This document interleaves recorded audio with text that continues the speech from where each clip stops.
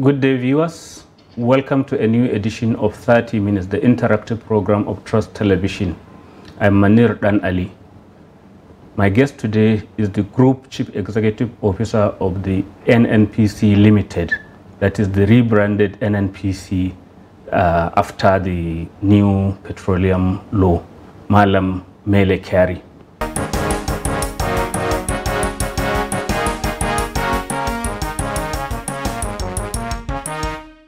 Welcome back. It is still 30 Minutes, the interactive program of Trust Television, and our guest today is the Group CEO of Nnpc Limited, Malam Mele Kyari. Before we went on break, we were discussing some of the nitty-gritty to do with the Dangote refinery that is coming on stream. When will we have the big volume of that refinery's product being delivered to you? Yes, first, when refinery starts, it's always a gradual stage. You have to start plant by plant until you come to optimum. Typically, it takes you about 3 to 4 months to stabilize a refinery. And once it is stable, you can now say, look, I'm at peak. You can now determine what kind of product can come out from a new refinery. So I believe that you need at least 3 months to stabilize this refinery. And once it does, you can now come to full capacity. And what about the local effort that you are making to get more crude oil? I mean, in the inland basins, the Kolmani field. Recently, we were in Nasarawa launching another effort, and there's talk of another one in Niger. Where exactly are we with all of this?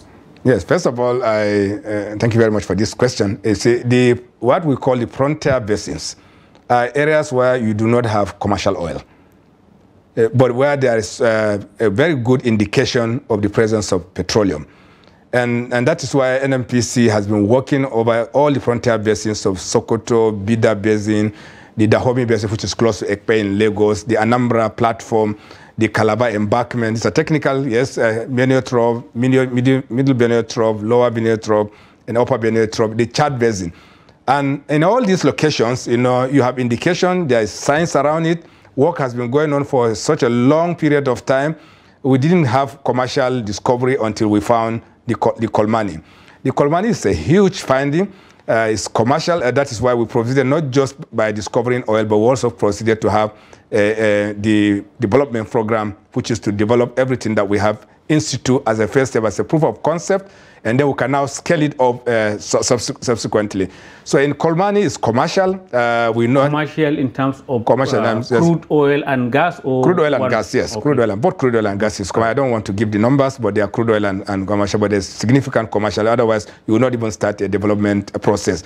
Now, what we found out in Kolmani gave us insight into the overall Benue Trough in a technical sense, the basin itself, and also in an understanding of the Chad Basin itself, and all the other rift system that we have in the country. We call them the rift system because our understanding of oil in the country is around the Niger Delta. We call it a delta environment. But now we have a rift system that we have understood now. It's the finding in Kolmani that helped us to locate a position in Nasarawa State. It is the same reason that has now taken us by very soon, by next week, inshallah, we'll spot the well, also another well in the Chad Basin. Mr. President has directed over a year ago that we should go back to the Chad Basin and continue our exploration work. We're also spotting a well in the Chad Basin by next week.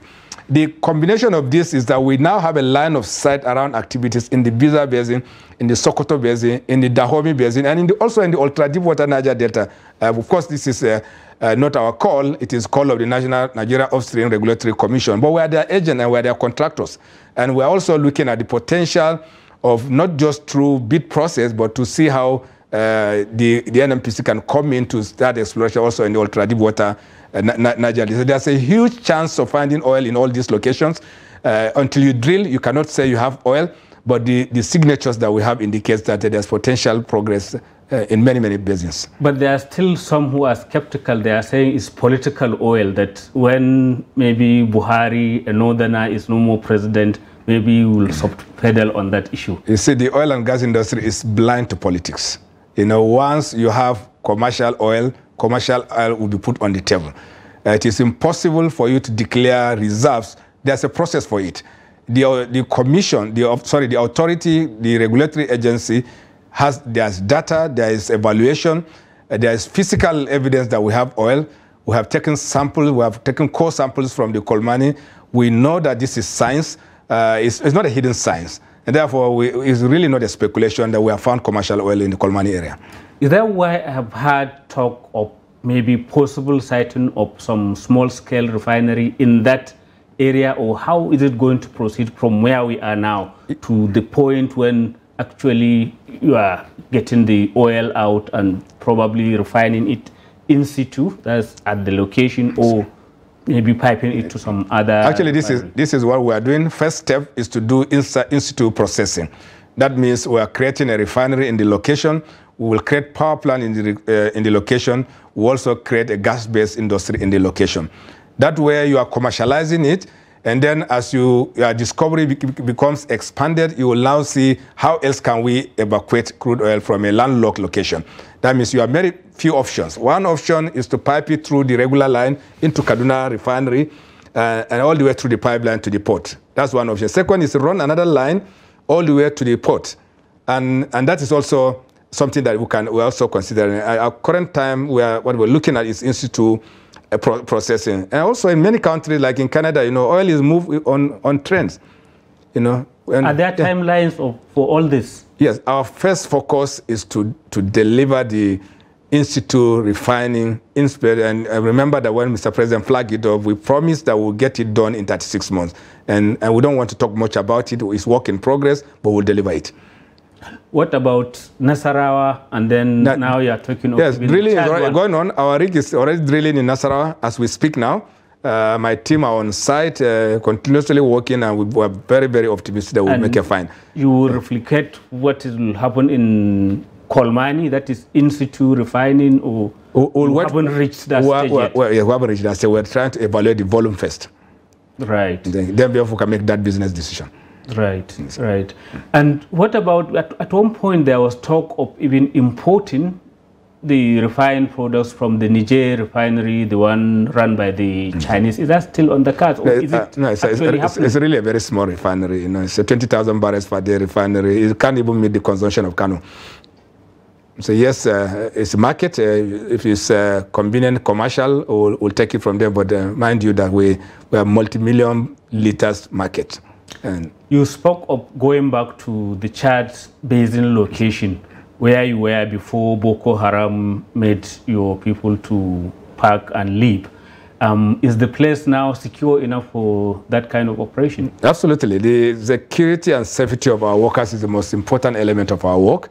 We have assessed the environment, and we know that a substantial peace has been regained in the Chad Basin.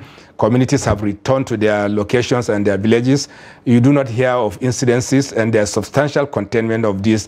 And we're also working very, very closely with the security agencies, the state government, to make sure that our staff are safe, our equipments are safe, and we have no doubt that the safety of our staff is assured, and that's why we are going back, because there's relative safety in the location. What about your bigger operations in the Niger Delta? Because at one point, I mean, Nigeria's production was shut down. In fact, even the report I saw of last month from OPEC is saying that we only did under 1 million. Angola also has overtaken Nigeria. I know you've been making some frantic effort to restore some kind of sanity in that area.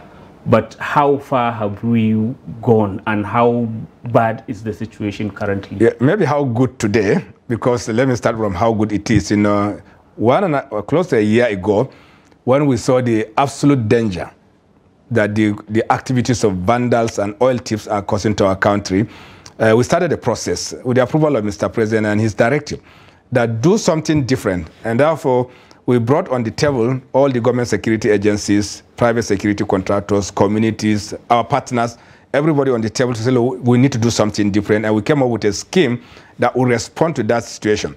Now, at that point in time, when you pump, say, 100 barrels of oil to Boni Terminal, you receive probably 2 or 3. That means you are losing, about 10. That means you are losing over 90% of the production along the pathway. And companies, once they see this happen for 1 or 2 days, they'll shut down. Because you won't continue to produce. At a point, Bonny Terminal was doing 0. And you have to shut it down. You have to shut it down because there's really nothing else you can do because the pipelines is simply not manageable. You can't operate it. And then the scale of this disaster is that, we have taken down close to over 3,000 illegal refineries since we started. And 3,000 is a large number. And of course, when you have infraction on your pipelines, attachments to your pipeline, they make it weak. They make it inoperable, and of course, the activity that we have done has reduced this substantially. Now, how do you know it has worked? Today, Bonny Terminal losses is less than 2%. That means when you pump, even though we still have the insertions on the pipeline, the containment that we have with the government security agencies and the private security contractors, how we have manned the pipeline, it has made it impossible for those new illegal refineries to come off in the speed that they were doing before.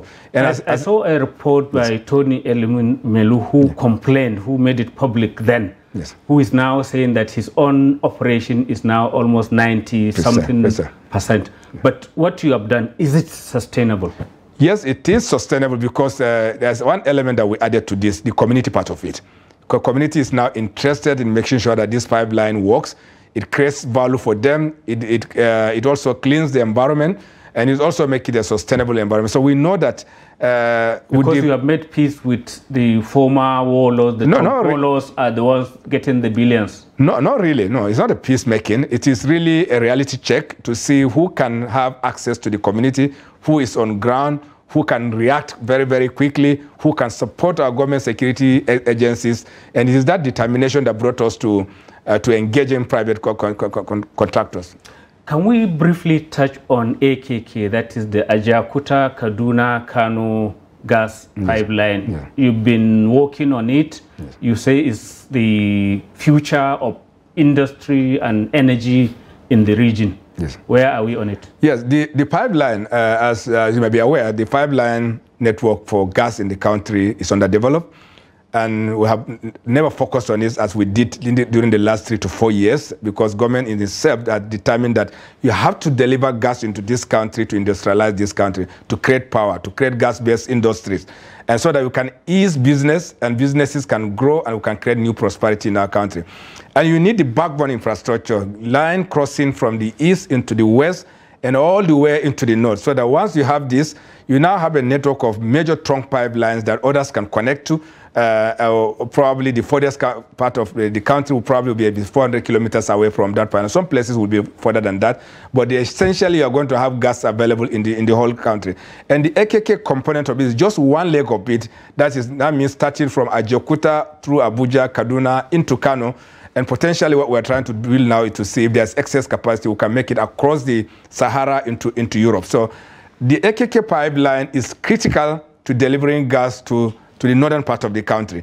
But it's also critical, if we don't deliver this, the line connecting the east to the west will not come to optimum because there will be capacity restrictions. And completing this means that you will have total of over 8 billion scope of gas in our country. That means you can have industrialization in all parts of the country. Power will be cheaper. Gas-based industries will come up. And of course, the ultimate prosperity that we all look forward to will come up.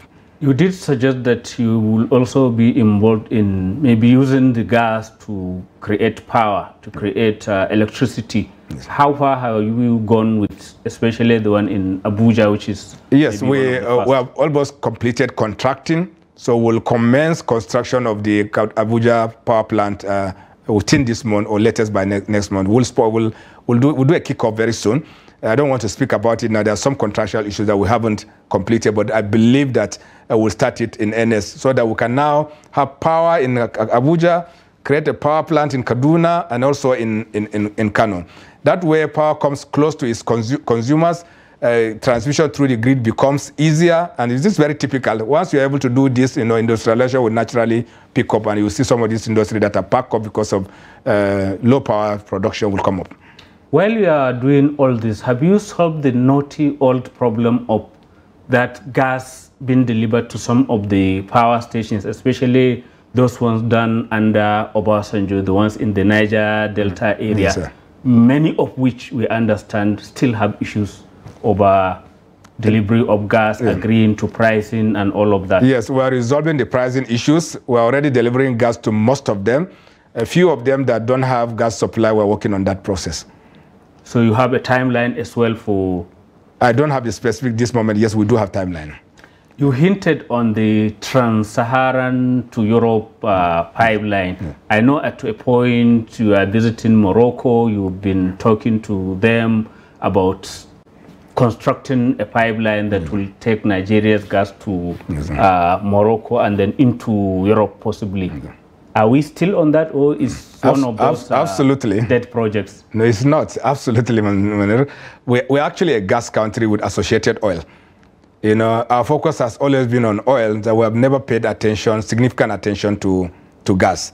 And there's so much gas here in this country that maybe another 100 years you still have gas, because you have close to 600 trillion scopes of gas in place. Is that why we are flaring so much of it in the oil-producing zone? Flaring is a technical problem because everyone was looking for oil, so nobody bothered to process the gas. So let's flare it and take the oil. Now there's a law around it, there's a regulation around it. There's also a commercialization process that is ongoing now to combat all the flares to usable form, either creating small gas-based industry or converting them to power. It's already happening. There's timeline on it, and that will be delivered. But more than anything, you see, the gas that we have in these countries is enough to deliver to the world. And that is why we saw that opportunity. It's not what you will deliver today. Yes, we agree. But what we are trying to do is to mature those relationships, the Trans-Algeria pipeline into Europe. And of course, the Nigeria-Morocco gas pipeline. That's one of the most ambitious projects that we have. It's going to cost over $25 billion. But more than anything, it's going to connect 11 West African countries to our gas resources. And that way, you will creating prosperity around you, you are creating peace around you, and also creating market for the huge gas that we have. And ultimately, that gas will now end up in Europe, the surplus of it. But where will you get all those billions to construct it? Or have you started talking about arranging the financing? The world is ready to finance it. We have substantial indication of closure around financing. Many financial institutions have come on the table. And by the way, the world needs the gas, and they will finance it. Back to fossil fuels. You know, they say it's going out of fashion. What is Nnpc Limited doing to prepare for that future? Even as, on the other hand, as well, you are trying to ramp up the volume of production. I've seen reports, some say Nigeria can do up to $4 million barrels per day. And we have reports saying at the moment we are just barely doing 1 million. What magic will ramp it up? First thing is energy transition is real. Climate change is real. Nobody is disputing this. And then the contribution of our business to climate issues is also real. And also our country is committed to net zero by 2060. That means net zero doesn't mean petroleum is going to disappear. No, far from it. What it's saying is that you are going to have cleaner use of petroleum. There will be less emissions into the environment. And therefore, even though petroleum will be there, it will be converted to other uses. And the best of estimate that we have seen is that even by 2050, you will still have demand of up to 100 million barrels of oil equivalent per day from this sector. And also, there's also a forecast that over 50% of energy for power will come from petroleum even by 2050. So it's only going to change the form, but it's not going to eliminate use of petroleum. Now, there's a regional and geographic issues around this. As I've mentioned to you, in our country today, infrastructure is being built up, but we are not at the optimum. Transportation systems are maturing, but they are not at the optimum. So it's very difficult to say that within the next 3-4 years, we'll all go to electric cars. That's not practical, that's not realistic. And then the world itself needs this oil for a while to come. And those uses will continue to be subsidies, petrochemicals. Every item you probably see in this room, majority of them are coming from petroleum. You don't have immediate substitutes for this. There's work going on to see some replacement, but yes, but we also know that in some situations it's almost impossible to achieve this. Therefore, the decline in investment in some jurisdiction will translate to value increase for us in this country. That means that there is still space to increase our production. We extract the value of today so that we can build our infrastructure, our hospitals, our schools, so that by the time we get to 2060, even if petroleum vanishes, they would have created value for our country, and a new set of industry have come up. This is what we're working on. So how will you achieve the 3 or 4 million barrels per day ambition that you have? A number of steps. Number one is resolve security. Security is very, very critical so they can get back confidence of investors. And we have achieved that substantially, but there's still space to be occupied. And that's what we are working on, to see that we can eliminate the security challenges that we have, particularly in the Niger Delta region. Now, as we are addressing security, people must come back to put money into it. So more investment must come. Investment will only come when people have confidence. And confidence means that disputes are minimized, which we have done it completely. Partners now have a new trust in their partner, the Nnpc. That means that people will come back and bring their money back into the system. And thirdly, fiscal liberalism, which has happened. The PIA has created a very, very robust fiscal framework where when you invest in this country, you make as much value as you can do in any other country of equal status. That means that you have a very, very excellent fiscal environment that we are working on. And fourthly, and more importantly, our middle class is growing. Demand is growing. So there is absolute necessity for you to grow this production so that it can meet the local demands and also to create the resources that you need. So we have clear plan. We know what to do. We know where to focus on. Ultimately, the 3 million barrels per day is not it's not a mirage. It is very, very practical. But it didn't happen in the past because a number of things are there. Fiscal environment is a major thing. Trust of our investing community is major thing, and we're getting all of them back. And the combination of this and what Nnpc is doing solo on its own, building its own capacity, building its own upstream company to be the 500,000 barrels per day company on its own production, not with partners, will now bring the issue of other people complementing, and then of course we don't think it's a difficult thing to do. Are you confident that even with a new government, there will still be focus on the ball? Very well, yes. Well, I don't see any issue with government, because government needs resources to bring infrastructure, bring education, bring health. And we know that this industry contributes in totality over 48% of total debt government revenues. So we know that government will surely focus on this industry so that we can bring back the growth, we deliver on the gas, we also increase the production so that more resources will be available to build the other sectors of the economy. Thank you very much, Malam Mele Kyari, the Group Chief Executive Officer of Nnpc Limited.